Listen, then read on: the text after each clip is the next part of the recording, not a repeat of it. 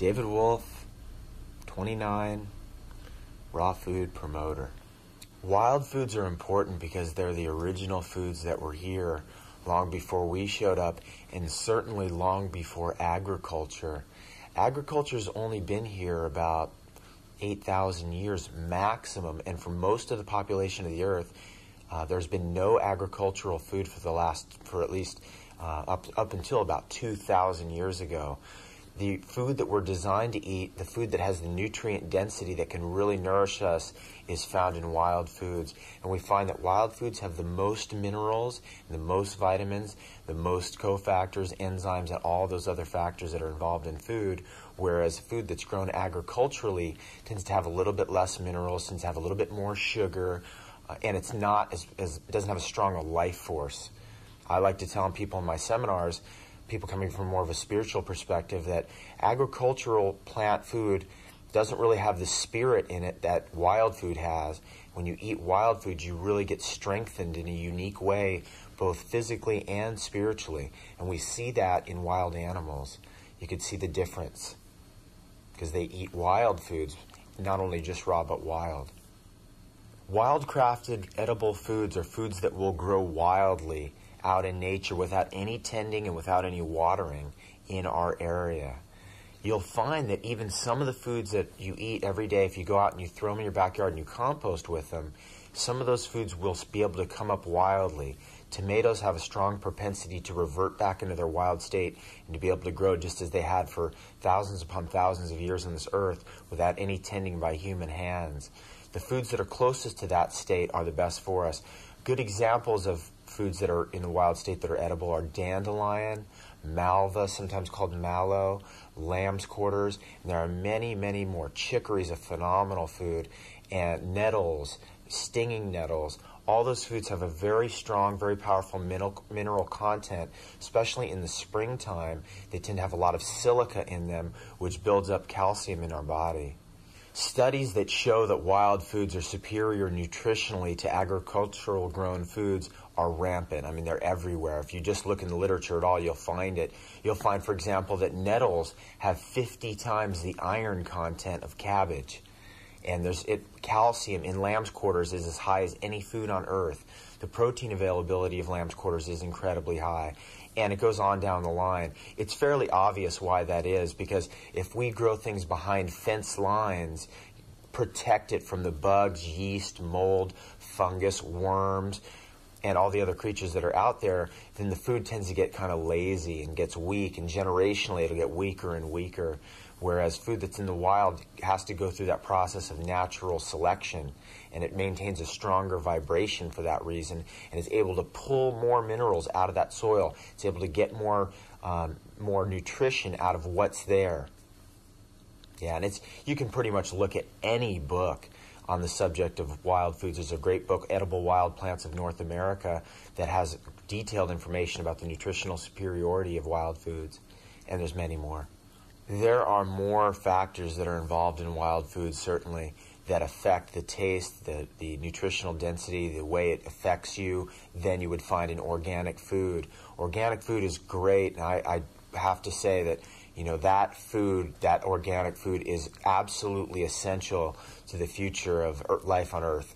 We can really not go any further with a relationship with the soil where we're spraying things that are killing the earthworms, that are killing the bugs, and all these friendly things that actually help us.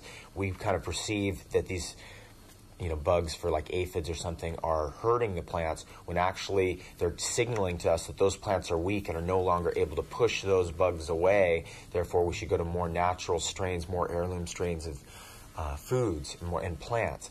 Now, there's factors like the spiritual energy that you'll find in wild foods, strengthening effects of wild foods, which are amazing. As a child, I always wondered, why is it that primates have 10 times our strength? If you look out there, you'll see that a little monkey is so strong for its size. Why is that? And really, it's because they've been eating a wild foods diet all the way back into history, whereas we've been eating coffee and donuts. And people ask me about the raw food thing and about eating wild foods, and all I have to say is, look, if you fed gorillas coffee and donuts for a few generations, it's very obvious what would happen quickly. And that's the kind of mindset we have to understand, well, wait a second, we're not exactly eating what was here to begin with. That's the major factor, the strengthening factor I've found with wild foods. How does one educate themselves on wild plants and wild foods? There's really two ways. It's the way you educate yourself in any field.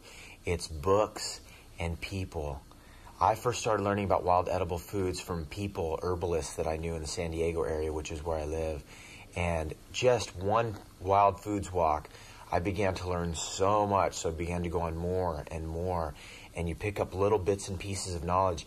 Then you begin to have an understanding or an insight to be able to identify which foods are wild edible foods and which foods probably are not going to taste so good when you go out there. You become more in tune with your instincts about it. There's a great book out there. It's my favorite book on the subject. It's called Edible Wild Plants, A North American Field Guide. And that book is fantastic because it actually shows you color pictures of the different foods, and sometimes multiple pictures of the same food, because foods through their life cycle change color and they change shape and the leaves look differently. That book has been a great help to me. It's a great book to have out there in the field with you, be able to go, okay, that's edible, that's not, and a tool to educate yourself. There is a rule of thumb that tells you if a plant should be consumed and should not be consumed. And the major rule is if it tastes very, very bitter or tastes terrible, don't eat that food. The taste of a food tends to tell us, well, this is something that we can consume. If you go out in nature and you're eating wild fruits, for example, you'll know that, wow, you're so attracted to berries, for example, and they taste great. However, if you go and you try to eat datura, the devil's weed, Jimson weed, one little taste of that, it's like toxic poison. There are very few actual plants out there that will poison us. It's about 1% or less. So that is good knowledge to have, that if you have something and it's not exactly the right thing or didn't taste right, it's not something to worry about that it will actually intoxicate you.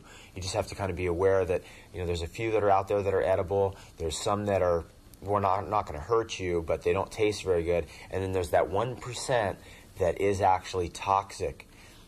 It's a small percentage, so it's nothing to really worry about. I would caution against trying to wildcraft mushrooms, even if you really know what you're doing, because wild mushrooms can sometimes change appearance, and I know people who are very skilled at that who've actually misidentified mushrooms. What can happen if someone eats wild mushrooms and they happen to be poisonous is that it'll immediately attack the liver, and they could die within an hour if they're very toxic mushrooms. And there are a few out there that are like that.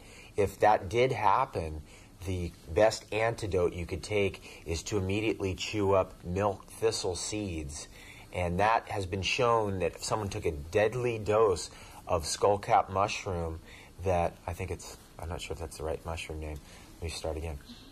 If someone took a deadly dose of mushrooms and they had milk thistle seeds, that if they chewed those up, that they could actually survive that. Without, they would die. Why is it important to consume the whole plant? That's a really good point to bring up, because that is the essence of balanced nutrition. What we have, this pyramid thing or the latest gimmick that's been developed by the latest dairy board council or the latest meat board council, is just, it's almost foolish. And we've seen America in the past 100 years has gone from the healthiest nation in the world in 1900 to 1990, 2000, the 100 on the list, the least healthy nation in the world. And that is proof that these guidelines that we've been given that says this is balanced nutrition or that's healthy generally are a little bit obscured and a little bit phony, to say the least. If we go back and we get into a real natural self, what we are as a being on this planet who eats on this planet, we find that, well, what was here originally is the plant foods. Those are the easiest foods to eat. And those plant foods have different parts or sections of them. The most alkaline forming parts of that plant are the leaves. And we find the most acid forming part of that plant is the seeds. And what determines really this whole concept of acid-alkaline balance is what part of the plant we've been eating. If we've been eating too many of the seeds, then we're going to have more of the acid-forming minerals accumulate in our body, and therefore our biochemistry of our body will become more acidic. If we've been eating lots of the leaves, more leaves than seeds, then we'll become more alkaline. Generally, the major diseases of civilization, the chronic degenerative diseases, are very closely correlated to an acid metabolism and acid biochemistry, and that can be reversed by eating lots of chlorophyll-rich foods, leafy foods, green leafy vegetables. Other parts of the plant that have a difference in acid alkalinity is the roots tend to have a little bit of the acidity, and the stems have a little bit more of the alkalinity, not as much as leaves. And then the fruits generally are sometimes a little bit alkaline or sometimes a little bit acidic, but kind of in the center. And flowers are like that as well. Once we understand that, then we can select foods that are appropriate for us. If someone has a lot of seeds, then they need to have a lot of leaves. If someone's eating a lot of seed products like bread or tofu or soy products, those are all made out of seeds, then the opposite of that has to be taken in, which is the alkaline elements that are found in leaves. This is basic nutrition that primitive people know this instinctively, that in America we've completely lost it. If you go and read a health book, it says this is alkaline, that's acid, this is alkaline, that's acid. You read the next book and it says something completely different. Then you read another book and it's got neutral, acid, neutral. And how do you tell the difference between what works, what doesn't, what's acid, what's alkaline? You have to use just common sense, and it all begins with eating the right parts of the plant. If we have had that plant growing and an animal comes along and eats that plant, the animal is going to take those minerals, both the acid and alkaline minerals, and divide those up in its tissues in a certain way. It's going to take the alkaline minerals that are found in leaves and stems, and it's going to put that into the bone. It's going to take the acid-forming minerals found in the seeds and found in the roots, and it's going to put that into the muscle. And it's going to take a balance of those minerals, some acid, some alkaline, sort of like the fruits, and it's going to put those into its organs, its internal organs. We've grown up on a diet where we are eating the muscle, the roots, and the seeds, and we've seen that. You go into a restaurant, what do they have there? It's got steak, potato, peas. Or you go into a restaurant and it has burger and fries, and the burger consists of the muscle, the bread consists of the seeds, and the fries consist of the roots. And those are all acid-forming elements, acid-forming parts of the plant that and of the animal that really will imbalance us. This is what we call normal, but it's far from normal. This is why most people, when they get onto a live food program, are very inclined and should be inclined and do very well if they take in lots of leaves. That's why these clinics have wheatgrass juice. Blades of grass are leaves. Or people have done very well in Dr. Walker's juice program, which has lots of juiced vegetables. Vegetables having the minerals, the alkaline minerals, especially the green leafy vegetables. Green leafy vegetables are really the most centering food. They're the center of the rainbow. They're the color of nature.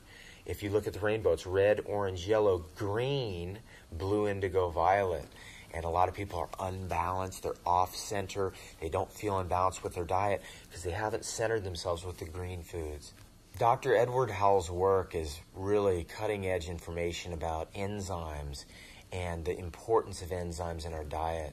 Enzymes are a very biologically active and very sensitive proteinaceous molecule that is attached to all the foods that we eat. It's part of what our body uses to run. Every living thing has enzymes in abundance happening all the time. Enzymes are catalysts that create reactions to happen. They help further reactions or push reactions along. Biochemical reactions within our body. Biochemical reactions in digestion. It's been found, and Dr. Edward Howell did major research on the subject, that if you cook foods above 104, you begin to slightly disrupt that enzyme metabolism, the enzymes that are in foods, the enzymes in an orange that ripen an orange. That's what enzymatic activity ripens an orange or ripens a piece of fruit. If you go over 118 degrees and you pretty much destroyed all the enzymes that are there. Enzymes are a part of that digestive process, in that if we take in enzymes with our food, foods that have enzymes in them, they help to break down the food for us. If we've cooked that food and changed it, remove the enzymes, and when we take that food in, the body has to form its own enzymes and code the food. The latest research on enzymes has described that enzymes aren't just about breaking down the food here. Enzymes are about a coding of the food so it knows where to go in your body. It goes to the right receptor sites. If the food is taken in and it's cooked, the body has to identify the food, code it with enzymes, and then try to put it in the right places artificially. Not naturally, but artificially with its own efforts. Enzymes have the life force, the living force element, the active component that make the difference between a body that's slumped over and broken down at 60 years of age and a body that's full of life at 60 years of age. And we're really designed on this planet to live 120 years minimum. And the way that we've lived in civilization without the right type of diet, lots of pollution, no enzymes, we've created a situation where that is not happening in the abundance that we would like to see it happen. Maybe a fluke, occasionally someone gets there, but it's not happening enough. Dr. Howell's research showed that enzymatic depletion, because if we take foods that have no enzymes in them, our body has to use its own enzymes, and the digestive enzymes eventually get depleted out of our pancreas. Then the body has to begin converting metabolic enzymes into digestive enzymes. And metabolic enzymes are the enzymes in our tissues that work our muscles, that help the function of our organs, that at a ratio of 10 to 1, 10 metabolic enzymes are required to create one digestive enzyme, and we begin to sap our enzyme potential. Enzyme depletion shows up in the body mostly internally, and it's been studied in people from the Philippines who live on a large starch-based diet, mostly rice 3 meals a day, that their pancreas had swollen up to 3 times the natural size, because the pancreas has to form amylase to break down the amylase enzyme to break down all that starchy rice. That causes the pancreas to become inflamed or irritated. That's the primary place where it shows up. It shows up in other places. You can see it in people's skin. You can see it in their vitality. You can see it that when they eat a meal, they're immediately asleep. There's no enzymes there to help the process along. Digestion is the #1 sapper of energy. Having a little bit of enzymes in there, having at least 50% raw food in a meal is just basics. That's essential. That cannot be overlooked. That is so important. Kuchkov did over 300 studies on the subject of taking in foods that are cooked and how it forms an actual white blood cell assault on the digestive system, like a disease was entering, like virus was entering, like bacteria is coming into the body. If the food was at least 50% raw, though, the body would not mount a white blood cell attack. So food is identified in our body as being actually toxic if it's all cooked. The body will actually attack it as if it's an illness, if it's bacteria or virus or something of that type. Dr. Howell had demonstrated that if you begin to bring more enzymes into the diet, bring in raw fruits and vegetables, soak nuts and seeds so that they become enzymatically active. Nuts and seeds have a dormancy element, a dormancy issue there. They like to sit dormant, and when they're hit with water in the right conditions, the enzymes spring to life. Before that time, in the dormant stage, they have an enzyme inhibitor. And that inhibitor also has to be overcome by our bodies. When you've been a raw foodist like I have for many years and you have an abundance of enzymes, digestive enzymes in particular, you can overcome that easily, no problem. But someone who's new to live foods, very good that they soak almonds or soak pecans or walnuts or seeds that they're taking in to get that enzyme inhibitor down so that the body can access more nutrients out of the food. Kuchkov was a Swiss scientist who discovered that if someone had eaten cooked food, their white blood cell count would increase tremendously. It was as if the immune system was attacking the food as a foreign body. One of the key points of Dr. Howell's research was the effects that enzymes would have in the mouth, the change in the enzyme concentration in the mouth between people who ate raw foods and people who ate cooked foods, dogs that ate raw and dogs that ate cooked. He found that the body, in its adaptation to try to break down cooked foods, would send all its enzymatic reserves into the saliva and into the mouth in order to break down the food there before it got down into the stomach and later into the duodenum and ileum and into the intestines. This was very prevalent, he found, in children, in young animals, especially young dogs, that the highest enzymatic activity in the world is found in the child's mouth. A young human child is being fed breast milk, hopefully in the beginning, but then starts in with the everything diet, the mixed diet, the bread, the pasta, the rice, the meat, the pasteurized milk, things that have no enzymes in them. So the young child, having lots of vital force, having been adapted through many generations of eating a pretty much cooked diet, will bring all its enzymatic reserves into the mouth to begin to break down those foods as quickly as possible before it gets down here and is able to do any damage. Enzymes being that factor that can split things up and break things apart and help with the digestive process. What Dr. Howell later found was that if you took a child like that, or if you, let's say you took a dog that was eating cooked food and you started feeding them all raw food, within a couple weeks, the enzyme count in the mouth would drop and drop and drop assiduously. And it would just continue to change until you got back into your natural saliva content of enzymes. The body uses so much energy to break down cooked foods, whereas living foods require very little energy because the enzymes are intact, the life force is intact, the water is intact. A lot of times people are eating things that have very little water in them. They're taking supplements that are completely dry. And the body has to break everything down into a liquid before it can be nourished at all. That's a very important point in understanding how much energy is required. If lots of water is required, it's going to sap our energy. I always give the example of the 10-course meal versus the 10K race. You could run a 10K race and still be walking and talking, having a great time.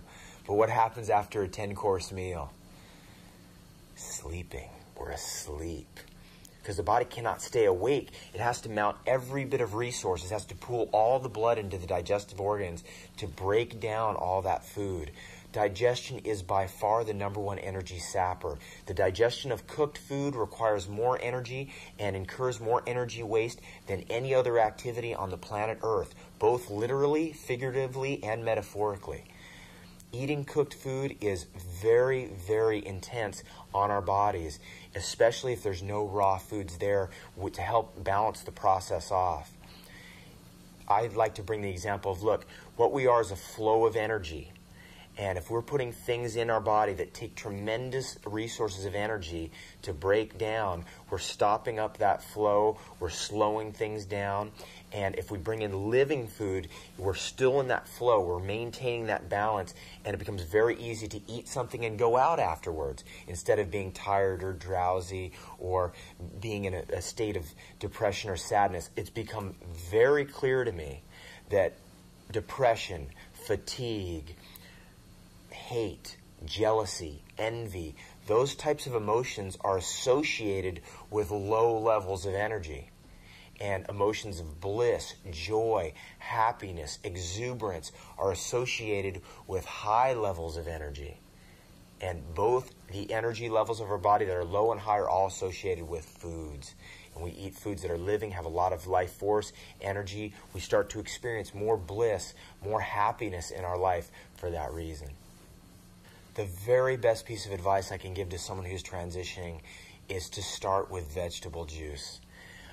I've traveled all over the world teaching people and talking with people about raw food nutrition.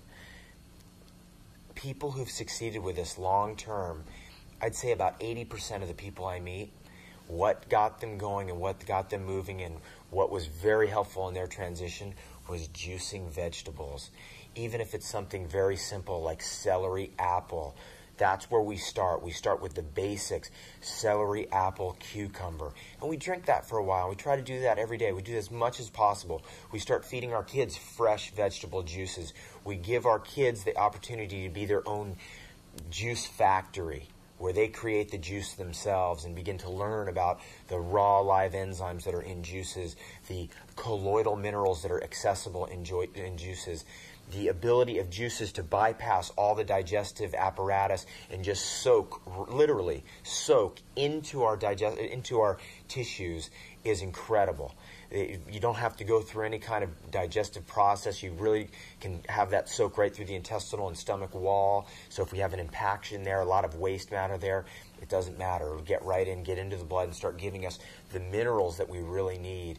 The best thing I can tell someone in a transitional stage is, look, it's all about minerals. You got to take in a lot of minerals. As we do live foods, our body will try to cycle out all the old minerals. That means we have to take an abundance of minerals in, and that can only really happen if we take in a wide variety of live foods and at the same time bring in juices.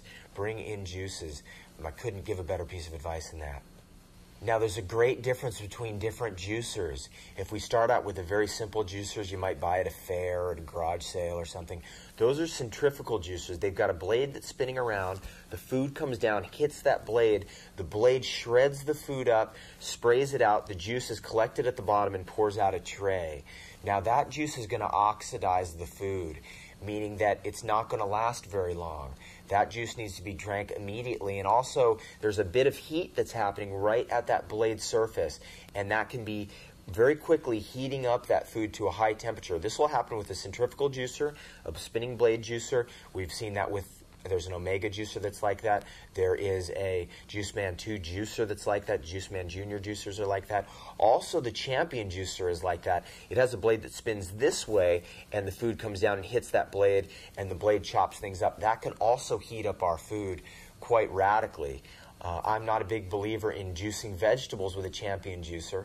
I think a Champion juicer is fun to use for making a raw ice cream, which is taking bananas that are frozen or fruit that's frozen. You put it through there and it makes a nice little pureed soft serve. Or it's fun, maybe you make a little nut pate. But for juicing vegetables, it's not going to do the trick, because it does oxidize in that process and it very quickly heats that food up. The next juicer up from there is really the juicer we should be going for, is either the Green Life juicer or the Green Power juicer. And those are essentially press juicers. What that means is that there's two gears that are meshing together, and the food goes in between those two gears, and those gears basically push or squeeze the juice out of that food. The press juicer idea has a much lower oxidation. The blades and not the blades, but the gears mesh and rotate slowly. Therefore, they don't heat the food very much, if at all, and you get a much purer juice.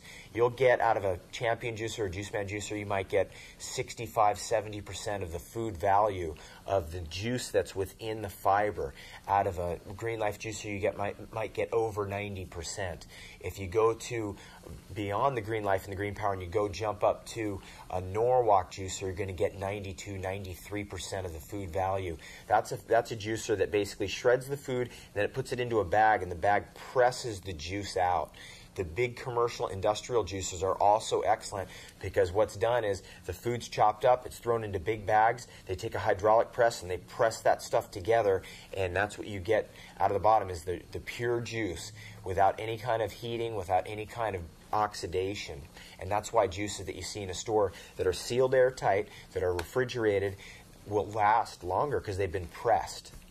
The juicers I recommend for the average family is the Green Life juicer, the Green Life and the Green Power. The reason is because they can do everything that the Champion can do. They can do everything that a Juiceman juicer can do, but it does it without oxidation at a low temperature. The Green Life juicers I found are the most versatile. They're fairly easy to clean. They're fun to play with. That's the one I personally use at home.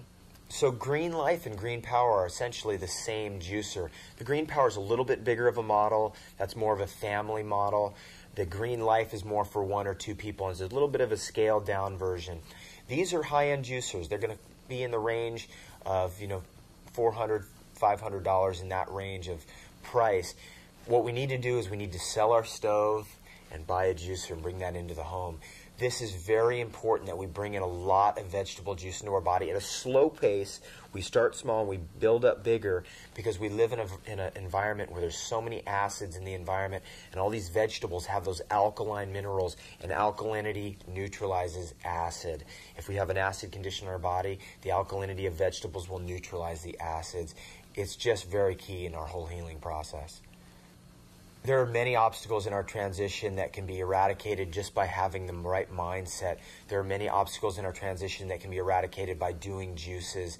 The most common ones I see are peer pressure, dealing with family disputes about food, different situations within the family unit that come up. The major goal that I have for people, the major message that I bring to people is that the way that you bring other people into this is not by proselytizing, it's not by preaching, it's not by telling, it's not by coaxing, it's really just by working on yourself. Every time we point our finger at somebody, we've got 3 fingers pointing right back at us. All you've got to do in this life is work on yourself. Instead of chasing, start attracting. Stop striving, start arriving. If you want other people to be healthy, you've got to become the symbol of health yourself. If you want your husband or wife or kids to be brought into living foods, just do it yourself. Set the example. Peer pressure is really non-existent once we're in the right mindset. Once we understand that, look, the family is about love, friendship is about love, and this type of lifestyle, bringing in the living foods, is about love. It's about loving ourselves so much that we're able to be a symbol of beauty and of excellence and of health to other people so that they become healthier just being around us, regardless of what they're eating. Does the idea of taking more responsibility factor into this whole program of doing more and more live foods? Yes, it does. Absolutely. As we begin to clear ourselves out, we become more aware of the real condition that's going on in our body. And the real condition in our body is something that only we can truly know. A doctor might be able to give us an idea, well, this is happening. A naturopathic physician might be giving us an idea, well, this is what's going on in your blood. A very good psychologist might be able to say, well, this is kind of some of the issues that you're dealing with. But nobody knows that better than we do. One of the biggest keys to succeeding on this program long term is to take 100% responsibility for this temple of our soul. This body is so precious. This body is a work of art, a sculpture that every time we eat something, we're chiseling away at that sculpture. We're adding a little bit of polish to that sculpture. And if we're making very excellent choices, we're making sure we have a bright polish there. This idea of taking 100% responsibility applies to every aspect of our life, and health affects every aspect. Health is really the key to having an abundant life. We could have all the money in the world, the cars, we could have the greatest family, but if we check out early, we've really not lived our true potential. We've really been a cop-out to our family or to the people who are depending on us. Health is that key element that we are responsible for. And that is a lesson that we all need to take. We are our own best doctor. That we all are biochemically different. I really jive well with avocados and cherimoya. I know some people who don't like even to touch avocados. I know other people who really jive well with almonds. I don't. I jive very well with macadamia nuts. I really don't enjoy sprouts as much as some people. I really enjoy whole leafy green vegetables like kale and celery and lettuce and chard and these types of foods. What I've found out is that there are general guidelines that do need to be applied. There are tools, certainly not rules, that can help us to kind of formulate a specific diet for ourselves. What we want to do is really make sure we bring in leaves. Those leaves, if you like mint leaves, beautiful. If you like kale, great. If you like sprout leaves, great. If you like sunflower greens, perfect. And we can select and choose within that field of green leafy vegetables so many different options. It's incredible. So that is a good guideline. It's just loose enough to be able to allow for the biochemical individuality, but it's there enough to be able to say, look, this is an essential component. Another essential component is having some type of sugar in our diet, some type of fructose or glucose, which is what's found in fruit. Now, there are certain conditions. Someone has rampant candida, fungus. They have the cancer condition where sugar needs to be minimized, brought down to a very minute level for a while. It's not something we can get completely away from because it is the fuel of our body. We are really about optimizing the sugar content of our diet, where we're minimizing starchy sugars, bread, pasta, rice, and the complex carbohydrates. And we're trying to maximize the fruit consumption of that's the most beautiful food that's out there. Fruit is the food that's most conducive to beauty, health, and symmetry. And just within that category, there's so many options. Papaya is incredible. Mango, beautiful. We could go into oranges or apples and the simple stuff we're familiar with. We go to more exotic stuff like cherimoyas. And there's many choices within that genre, but that is essential. And the third essential component that has to be there at some level is the fatty food element. We have to have fat in our diet, and that's the big F word. I can say that word and people have all kinds of reactions to it. And as we move more and more into the live foods, we see the importance of it because it is really the heavy food in our diet.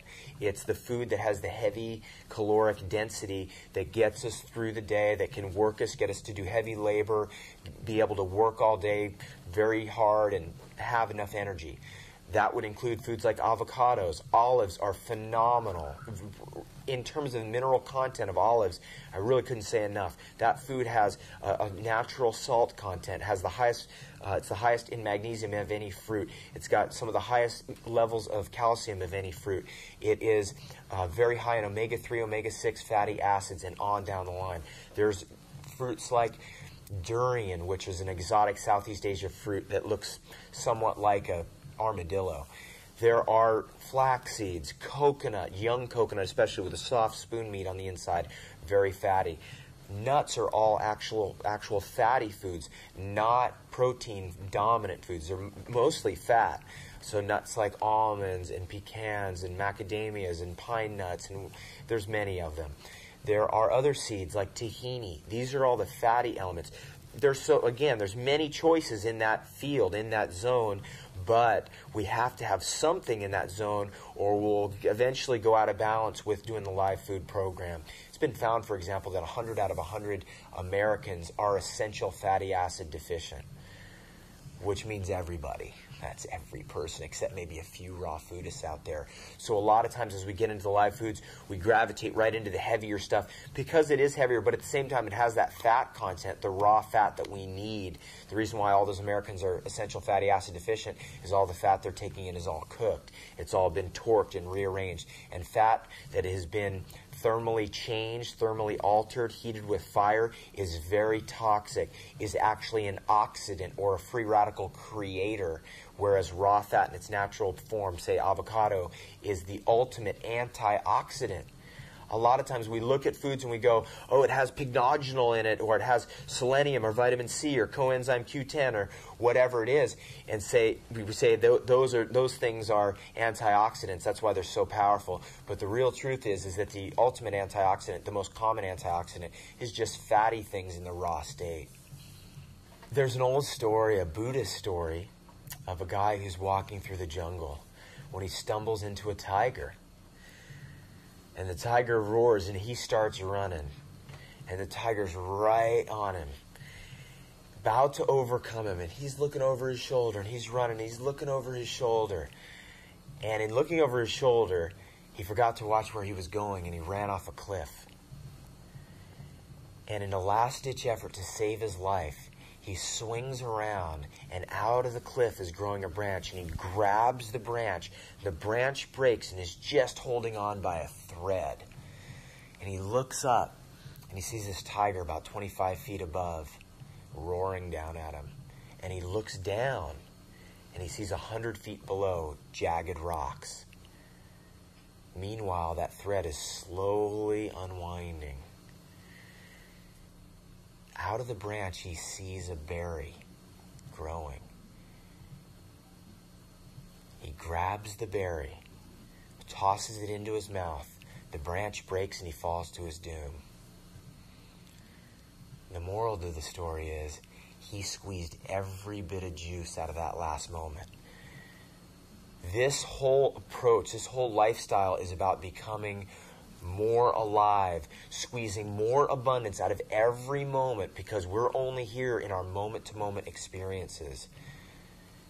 This is about having the best day ever every single day, have more aliveness, that we become more juicy when we eat a live foods diet, that we squeeze more juice out of every moment, that we're more juiced, we're more excited about our morning, about our afternoon, about our day. That's what it's about for me. I think that's what it's about in general, just to get more out of this life, to create more abundance in this life, more electricity. And we know that when a lot of coincidences are happening in a series of succession and many synchronicities, that we're on the right path. And this will help you get into that flow so that things start moving in the right way for you.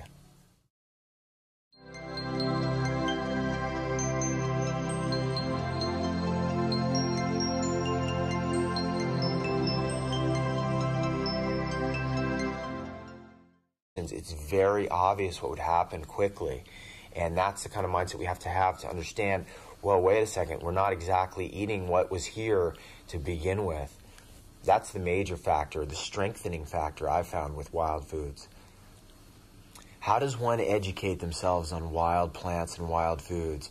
There's really two ways. It's the way you educate yourself in any field. It's books and people. I first started learning about wild edible foods from people, herbalists that I knew in the San Diego area, which is where I live. And just one wild foods walk, I began to learn so much, so I began to go on more and more. And you pick up little bits and pieces of knowledge. Then you begin to have an understanding or an insight to be able to identify which foods are wild edible foods and which foods probably are not going to taste so good when you go out there. You become more in tune with your instincts about it. There's a great book out there. It's my favorite book on the subject. It's called Edible Wild Plants, A North American Field Guide. And that book is fantastic because it actually shows you color pictures of the different foods, and sometimes multiple pictures of the same food, because foods through their life cycle change color and they change shape and the leaves look differently. That book has been a great help to me. Foods are rampant. I mean, they're everywhere. If you just look in the literature at all, you'll find it. You'll find, for example, that nettles have 50 times the iron content of cabbage. And calcium in lamb's quarters is as high as any food on earth. The protein availability of lamb's quarters is incredibly high. And it goes on down the line. It's fairly obvious why that is, because if we grow things behind fence lines, protect it from the bugs, yeast, mold, fungus, worms, and all the other creatures that are out there, then the food tends to get kind of lazy and gets weak, and generationally it'll get weaker and weaker.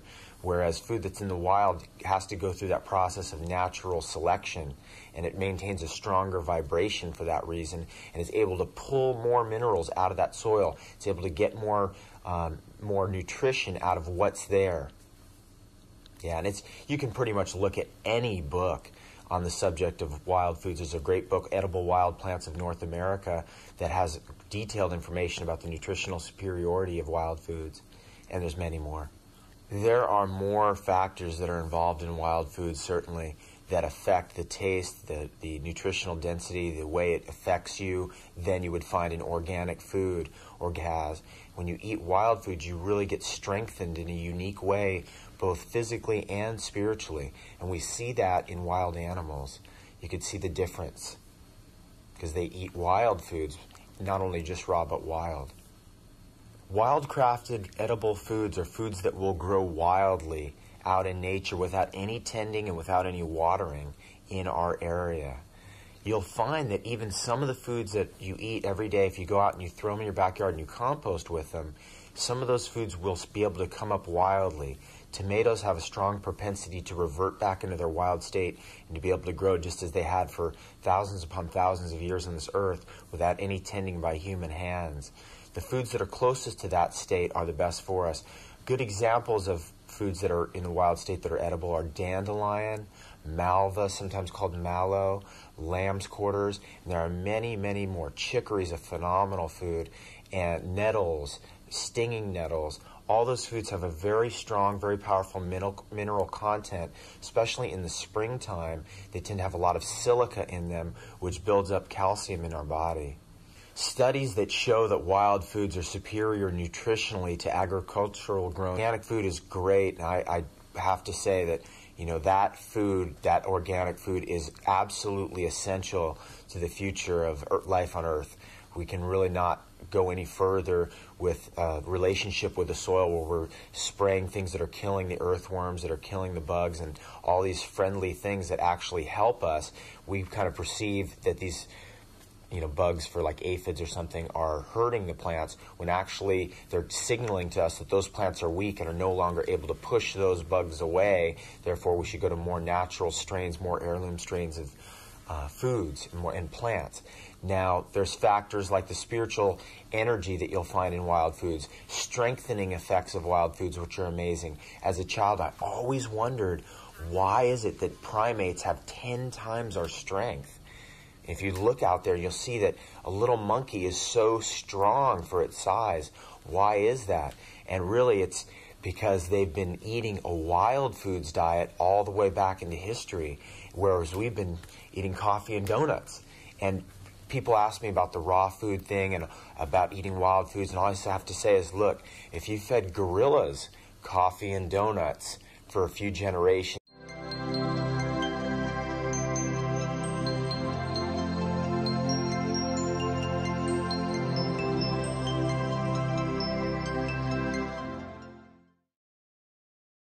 David Wolfe, 29, raw food promoter. Wild foods are important because they're the original foods that were here long before we showed up, and certainly long before agriculture. Agriculture's only been here about 8,000 years maximum, and for most of the population of the earth, there's been no agricultural food for at least up until about 2,000 years ago. The food that we're designed to eat, the food that has the nutrient density that can really nourish us, is found in wild foods. And we find that wild foods have the most minerals, the most vitamins, the most cofactors, enzymes, and all those other factors that are involved in food, whereas food that's grown agriculturally tends to have a little bit less minerals, tends to have a little bit more sugar, and it's not it doesn't have as strong a life force. I like to tell people in my seminars, people coming from more of a spiritual perspective, that agricultural plant food doesn't really have the spirit in it that wild food